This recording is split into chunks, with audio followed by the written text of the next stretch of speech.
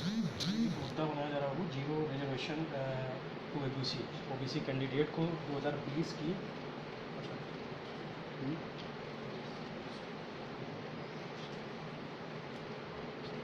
बताओ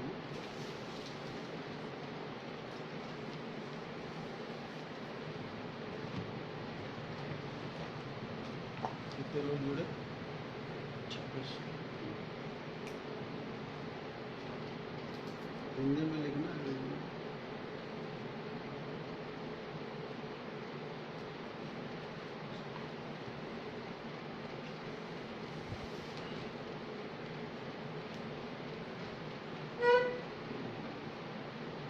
बोल आवाज़ चेक कर लो। सभी लोगों को नमस्कार। आ रही है आवाज मेरी?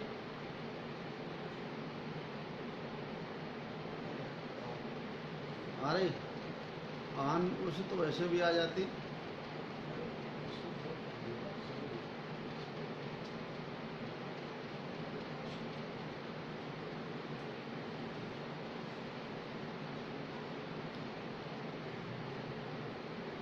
इधर आई।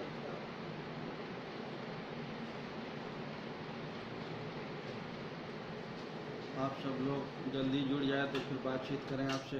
कितने क्या पोजीशन?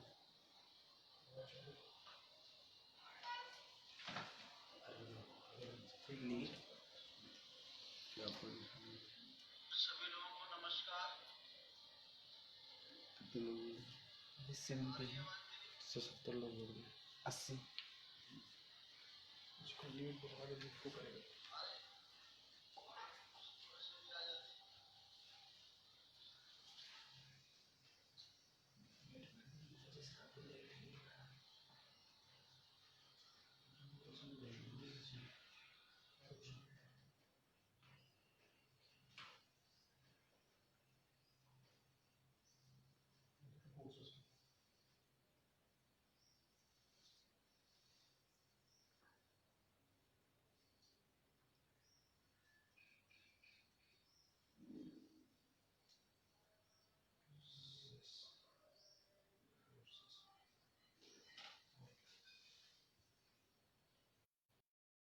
हम्म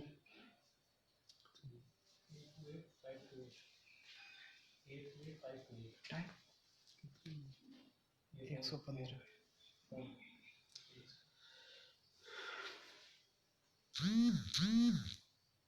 साथियों, बात करना शुरू करते हैं।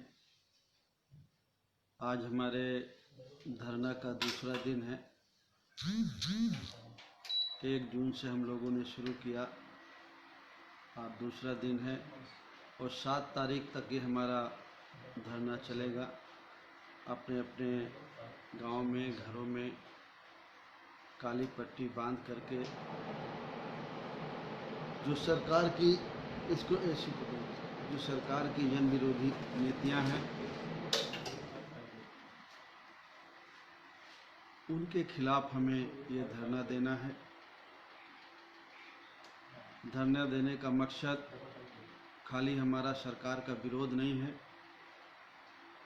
जो हमारा धरना देने का जो मेन उद्देश्य है वो ये है कि सरकार का ध्यान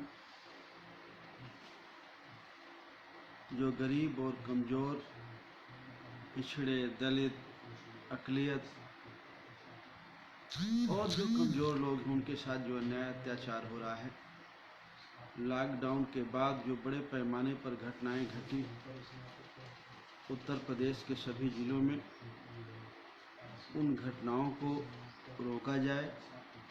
चाहे वो हत्याओं का मामला हो, चाहे वो छेड़छाड़ का मामला हो हमारी बहन बेटियों के साथ, जो भी जुल्म ज्यादती हुई है उनको तत्काल रोका जाए और जिन लोगों ने अभी की है जुल्म ज्यादती उन लोगों के खिलाफ सख्त से सख्त कार्रवाई की जाए। तो हमारा जो धरना का मकसद है वो ये भी है कि सरकार इस तरफ ध्यान दे। और दूसरा जो हमारा मकसद है, जिसको लेकर के लगातार हम 2.5 महीने से बोल रहे हैं कि जो हमारे मजदूर भाई हैं, जो हमारे अपने हैं, जो हमारे परिवार के हैं, हमारे रिश्ते हैं, नाते हैं, हमारे गांव के हैं, हमारे घर के हैं, वो किसी भी जाति धर्म के होंगे, इस लॉकडाउन के बाद जो उनके साथ बर्बरता हुई, आज भी वो पैदल चल रहे हैं। रोज उन बातों को मैं आपसे कहता हूँ कि कितने लोगों की रास्ते में जान गई, क्या क्या मुसीबतें उन लोगों ने झेली और आज भी झेल रहे हैं। मई में कुछ ट्रेनें चलाई गई, 1.5 महीने बाद ट्रेनों में न पानी का इंतज़ाम, न खाने का इंतज़ाम। ट्रेनें 30-30, 40-40, 50-50 घंटे लेट पहुंची। जाना था कहीं पहुंच गई कहीं और। ट्रेनों में भी बड़े पैमाने पर जान माल का हानि हुआ। इन्हीं सब घटनाओं पर सरकार का ध्यान दिलाने के लिए कि सरकार इन घटनाओं को रोके, जो हमारे मजदूर भाई हैं उनको सुरक्षित उनको घरों तक उनके भेजें, और जो उनकी समस्याएं हैं, जो उनकी रोजी रोटी की समस्या है, जिसको कमाने के लिए अपना घर छोड़ करके अपने देश के दूसरे भागों में गए थे, वो दूसरे प्रदेशों में गए थे। 2-2.5 महीने से कोई काम नहीं हुआ, कोई पैसे नहीं हैं उनके पास, कुछ नहीं है। किस बुरी हालत में वो घर पहुंचे हैं। तो उनके लिए कुछ राहत पहुंचाने का काम किया जाए। जैसा कि हमने कहा, कल भी कहा, परसों जब हम लोगों ने इस धरना की घोषणा की, उस दिन भी मैंने कहा, और हमारे सभी साथी जो हमारे भागीदारी संकल्प मोर्चा के हैं, चाहे ओम प्रकाश राजभर जी हैं, कृष्णा पटेल जी हैं, बाबूराम पाल जी हैं, श्री रामकरण कश्यप जी हैं, अनिल चौहान जी हैं, प्रजापति जी हैं, प्रेमचंद जी और रामधनी बेन जी, सारे लोगों ने, हम लोगों ने कहा पूरे प्रदेश में अपने लोगों से कि आप लोग भी कहिए और सरकार का हम लोग ध्यान आकर्षित कराएं कि मजदूरों को कम से कम 15,000 रुपया उनको पहली किस्त एक बार में दीजिए, ताकि वो अपने खाने पीने का इंतज़ाम कर सके। उनके पास ना के बराबर यहाँ इंतज़ाम है। उनका इंतज़ाम तो सारा, जब वो बाहर रहते थे, बहुत सारे अपने फैमिली के साथ रहते थे, और वो बहुत सारी चीज़ें वहीं छोड़ के आ गए हैं, कुछ लेके नहीं आ पाए।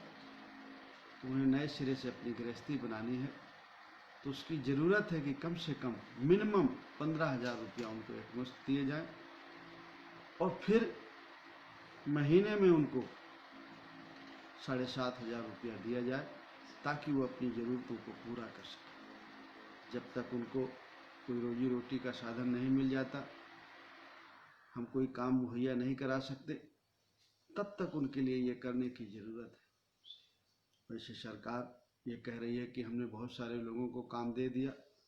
हाँ, गांव में मनरेगा का काम शुरू है, जिस मनरेगा को कभी कांग्रेस बहुत ने शुरू किया था और भारतीय जनता पार्टी के लोग बहुत कटाक्ष करते थे। आज उसी मनरेगा के तहत कुछ लोगों को काम मिला हुआ है, लेकिन कितने लोगों को मिला हुआ है? जिनको जॉब कार्ड की ज़रूरत है उनका नहीं बना, जिनका नहीं बना होना चाहिए उनका बना हुआ है। इस तरफ भी सरकार को ध्यान देने की ज़रूरत है। बहुत छोटे छोटे उनके लोन हैं, उन्हें भी माफ़ करने की ज़रूरत है। इसी तरह हमारे किसान भाई हैं, आज भी सरकार ने खरीफ का शायद समर्थन मूल्य निर्धारित किया है,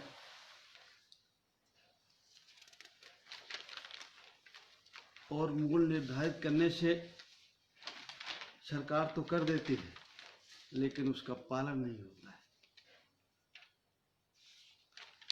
आपने धान की, चने की, तिलहन की, सबकी आपने कीमत निर्धारित की, क्रय केंद्र भी खोले कहीं कहीं आपने, लेकिन आपको ये भी देखने की ज़रूरत है कि क्या जो आपने समर्थन मूल्य निर्धारित किया है,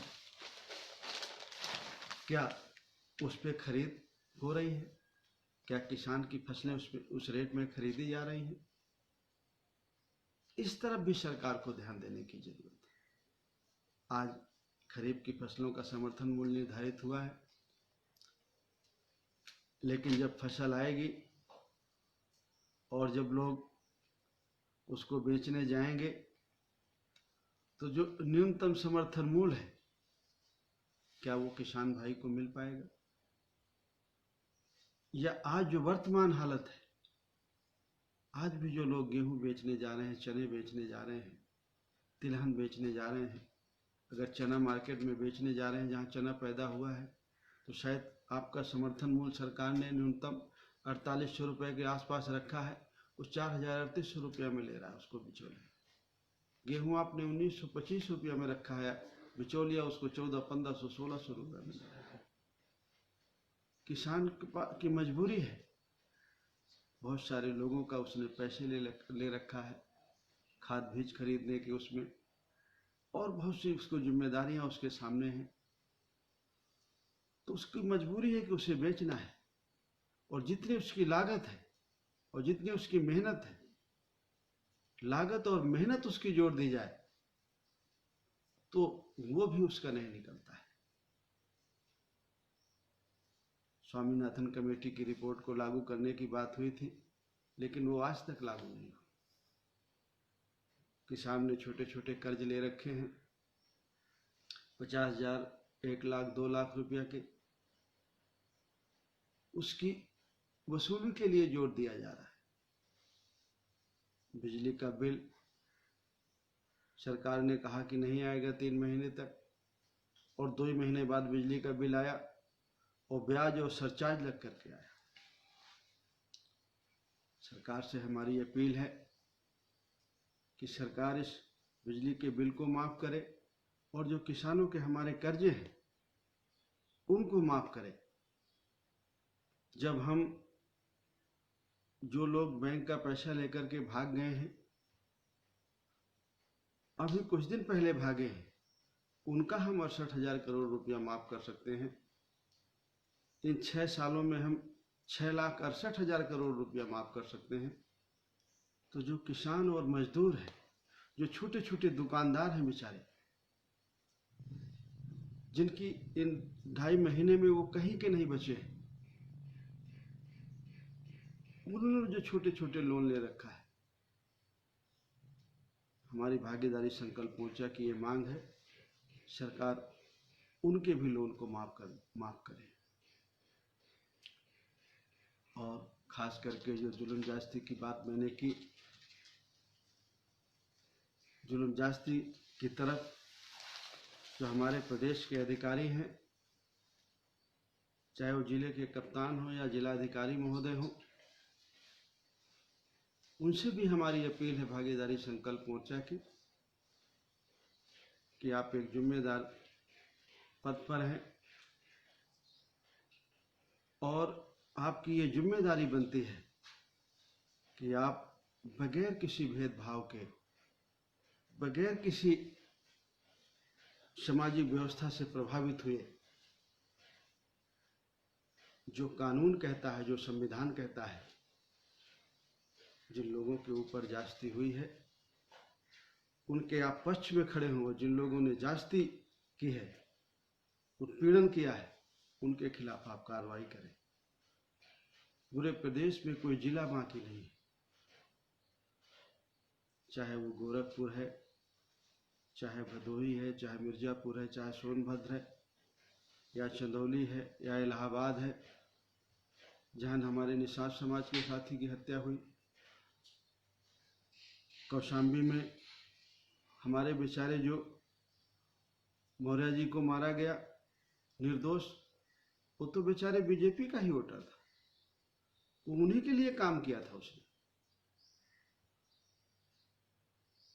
आपकी सरकार के उप मुख्यमंत्री जी के फेवर में हमेशा बेचारा रहा, जो लोगों ने मुझे बताया।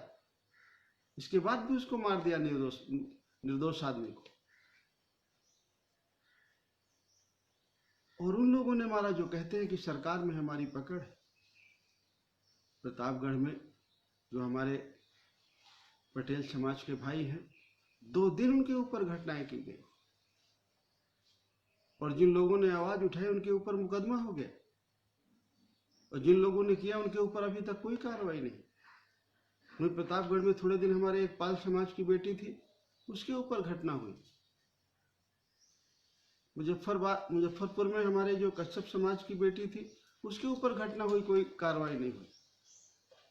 आगरा में वाह विधानसभा में एक कुशवाहा समाज की लड़की को उठा के ले गए और उसके साथ गलत काम किया। बड़ी मुश्किल में मुकदमा लिखा और जब कार्रवाई करने की बात कहने के लिए लड़की का पिता थाने पे पहुंचा तो जो मुलजिम थे वो थानेदार के साथ, दरोगा इंस्पेक्टर के साथ बैठ करके चाय नाश्ता कर रहे थे। आज तक कोई कार्रवाई नहीं। औरैया में, झांसी में, ललितपुर में, जालौन में, फर्रुखाबाद में, शाहजहांपुर में, गोंडा में, फर्रुखाबाद में, संत कबीर नगर, अमेठी में 4-6 गांव के लोगों ने मिलकर के एक गांव के लोगों को, मौर्य समाज के लोगों को मारा पीटा। वहां के प्रधान के घर में भी घुस करके मारा पीटा, उनकी गाड़ी तोड़ी और कोई जांच कार्रवाई नहीं। पूरे प्रदेश में पिछड़ों को और दलितों को चुन चुन करके उनका उत्पीड़न किया जा रहा है, उन्हें मारा पीटा जा रहा है, उनकी हत्याएं की जा रही, बहन बेटियों को छीना जा रहा है। हम ये कहना चाहते हैं सरकार से कि जो लोग ऐसी घटनाएं कर रहे हैं उससे आपकी भी बदनामी होती है। इन लोगों ने सब आपको समर्थन किया था 3 साल पहले, अभी 1 साल पहले भी इन लोगों ने आपको समर्थन किया। हम लोगों ने अपील की और लोगों ने अपील की तो ये बेचारे नहीं समझ पाए। ये देश के नाम पर और धर्म के नाम पर इन्होंने आपको समर्थन किया। ये बेचारे नहीं समझ पाए कि देश और धर्म के नाम पर इनके साथ धोखा हो रहा है और इन्होंने देश और धर्म के नाम पर बेचारों ने आपको वोट दिया, ये पिछड़े और दलित ने, और इन्हीं का बड़े पैमाने पर उत्पीड़न हो रहा है। आज 69,000 शिक्षक के रिजल्ट आया है, उसके क्या हालात हैं, जो हमारे साथी मुझे सुन रहे हैं, आपको अच्छी तरह से अपने अपने जिले में इसकी जानकारी रखना चाहिए। अभी मेडिकल का रिजल्ट आया है पीजी का। उत्तर प्रदेश में एक भी ओबीसी के बच्चे को ओबीसी के तहत एडमिशन नहीं है किसी भी पीजी कॉलेज में, जो पोस्ट ग्रेजुएशन होता है मेडिकल का, और शायद मुझे लगता है ग्रेजुएशन का भी, एमबीबीएस और एमडी में दोनों में एक भी ओबीसी के बच्चे का एडमिशन नहीं। हो सकता है धोखे से वो जर्नल में कर लिया हो, उसका हो गया हो, एक अलग बात है, लेकिन ओबीसी कोटे में एक बच्चे का एडमिशन नहीं। बिहार में ओबीसी कोटे से एक बच्चे का एडमिशन नहीं है। तेलंगाना में ओबीसी कोटे से एक बच्चे का एडमिशन नहीं। लेकिन उत्तर प्रदेश जो इतना बड़ा प्रदेश है, जहां समाजवादी पार्टी है और एक पार्टी है जो कभी 85% की बात करती थी, जिसमें हम लोगों ने भी कुछ दिन काम किया, उनमें से किसी का भी मुंह नहीं खुला कि हमारे जो ये बच्चे मेडिकल की तैयारी कर रहे हैं, दिन रात लगे हुए हैं, आज उनके हकों से उनको महरूम कर दिया। आप जो आज मेरे साथी आप लोग इस धरने में बैठे हैं, इस सारी बातों को आपको याद रखना है और इस धरना के माध्यम से, फेसबुक के माध्यम से, टेलीफोन के माध्यम से, व्हाट्सएप के माध्यम से से ज़्यादा लोगों को आपको जानकारी देना है और जानकारी देकर के कहना है कि ये सारी बात सरकार तक भेजें। हम चाहेंगे कि सरकार के जाने अनजाने में जो गलतियां हुई हैं, सरकार उसमें सुधार करे, और अगर नहीं सरकार सुधार करती है तो जो मेरे साथी धरने में बैठे हैं या जो मुझे सुन रहे हैं, अगर सरकार अपने में सुधार नहीं करती तो जरूरत है कि हमें अपने में सुधार कर लेना चाहिए।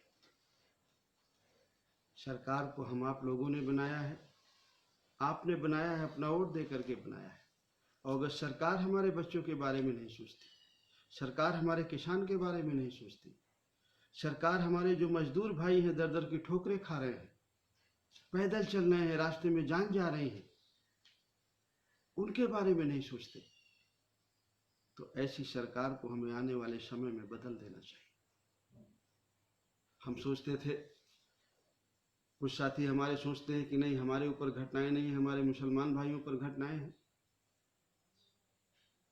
आज तो भगवान बुद्ध को मानने वाले भंते लोगों पर भी हमला हो रहा है। संकिसा में हुआ, उनको भी मारा पीटा गया, गोली चलाई गई, उनकी बाउंड्री तोड़ी गई, जान से मारने को कहा गया उनको, इसलिए कि उन्होंने कहा कि भाई अगर अवशेष अगर अयोध्या में मिले हैं, अशोककालीन अवशेष मिले हैं, तो जरूरत है कि उनको एसआई की अंडर देख रेख में उसकी खुदाई कराए, और जिस अशोका के बदौलत भारत को लोग जानते हैं, अगर अशोक की लाट है या और कोई निशान है और जिस जगह में मिले हैं तो उस जगह को संरक्षित किया जाए। यही तो हमारे पूज्य भंते जी लोग कुछ कह रहे हैं। अगर वो भगवान बुद्धा को मानते हैं, उसकी विचारधारा को मानते हैं, तो उसमें बुराई क्या है? कोई हिंदुइज्म को मानता है, भगवान श्री राम को मानता है, कोई इस्लाम को मानता है, कोई क्रिश्चियन है, ईसा प्रभु ईसा मसीह को मानता है, उसी तरह कोई बुद्ध को मानता है। इसमें अगर कोई बुद्ध भगवान है तो इसमें बुराई की क्या बात है, मारपीट की क्या बात है? लेकिन तरह तरह से बहाने ढूंढ ढूंढ करके लोगों को डराया जा रहा है, धमकाया जा रहा है, उत्पीड़न किया जा रहा है। हमारा निवेदन है कि सरकार इन घटनाओं को रोके, और जो हमारे मजदूर भाई हैं जो आज भी नहीं पहुंच पाए हैं अपने घरों में, बहुत कम संख्या में लोग पहुंचे हैं। अगर हम अभी आंकड़ा लगाएं तो लगभग 1 करोड़ मजदूर भी, 1 से 1.5 करोड़ मजदूर भी अपने घरों में नहीं पहुंच पाए। 12 से 15 करोड़ मजदूर भाइयों में, जिसमें से उत्तर प्रदेश, बिहार और मध्य प्रदेश की, छत्तीसगढ़ की संख्या ज्यादा है, उनमें से अभी 30% लोग ही घर पहुंच पाए। अभी भी बड़े पैमाने पर लोग फंसे हैं, रास्ते में हैं। पुलिस, आपका आदेश इतना सख्त है कि पुलिस चाहती नहीं है कि हम मजदूरों को मारें, लेकिन बेचारे परेशान होकर के, थक करके उन्हें मजदूरों के साथ कार्रवाई करनी पड़ती है, मारना पीटना पड़ता है। वैसे पुलिस के कर्मचारियों से भी, अधिकारियों से भी अपील करेंगे, जो बेचारे मजदूर हैं, 1000 किलोमीटर, 500 किलोमीटर चल करके आ रहे हैं, भूखे हैं, नंगे हैं, पैरों में जूते नहीं हैं, चप्पल नहीं है, आप उनको प्रेम से समझाएं, दंडात्मक कार्रवाई उनके खिलाफ ना करें।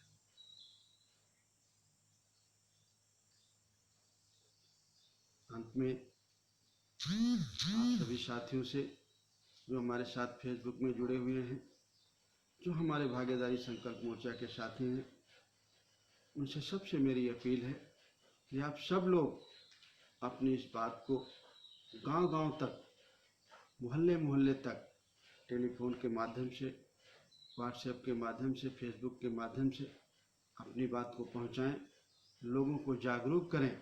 लोग जागरूक होकर के जब ये लोग कहना शुरू कर देते हैं कि आपकी जो नीतियां हैं मुझसे सहमत नहीं, अगर सरकार को ये पता चल जाए कि जो हमारे कृत्य उससे लोग सहमत नहीं है, जनता सहमत नहीं है, तो सरकार अपने आप में बदलाव लाती है। और अगर आप चुप रहे, आप तो चुप का मतलब है आप सहमत हैं उनके कारनामे से, तो आपको असहमत होना है। आप अपने घर में दरवाजे में बैठ करके आप असहमति व्यक्त करेंगे तो सरकार के पास वो खबर पहुंच जाएगी, चाहे वो प्रदेश की सरकार हो, चाहे वो देश की सरकार हो। आपने अगर दरवाजे में बैठ करके भी ये कहा कि हम सरकार के इस कृत्य से, इस कारनामों से हम खुश नहीं, तो सरकार के पास गुप्तचर विभाग है, वो तुरंत सरकार को सूचना देता है और सरकार उसमें तब्दीली लाती है, बदलाव लाती है। बदलाव इसलिए लाती है कि 2 साल में, 1.5 साल में फिर चुनाव, सरकार को सरकार में जाने के लिए फिर से आपके वोट की जरूरत है। और अगर सरकार अपने में बदलाव नहीं लाती है तो ये हमारे अधिकार की बात है कि हम सरकार बदल दें, ये आपके अधिकार की बात है कि आप सरकार बदल दें। इसलिए साथियों, मुझे आपसे यही कहना है कि जो हमारा 7 दिन का ये धरना है, लगातार इसको 11 से 2 बजे तक आपको जारी रखना है। आप लोग अपना फ़ोटो व्हाट्सएप, फेसबुक में काला फीता बांध करके फिजिकल डिस्टेंशन का पालन करते हुए, जो सरकार की गाइडलाइन है उसका पालन करते हुए आप लोग बैठ करके चर्चा करके और फोटो खींच करके आप अपने विचार को रख सकते हैं। उसका भी वीडियो बना करके फेसबुक में डालिए और गवर्नमेंट के भी साइड में डालिए, ताकि गवर्नमेंट को भी पता चले कि उनके जो कृत्य हैं उनके हम लोग खिलाफ हैं, जो किसानों की नहीं सुन रहे, जो मजदूरों की नहीं सुन रहे, और जो ये उत्पीड़न हो रहा है, इन सब घटनाओं के हम लोग खिलाफ और हम लोग धरने में बैठे हुए हैं। बहुत बहुत धन्यवाद। नमस्कार।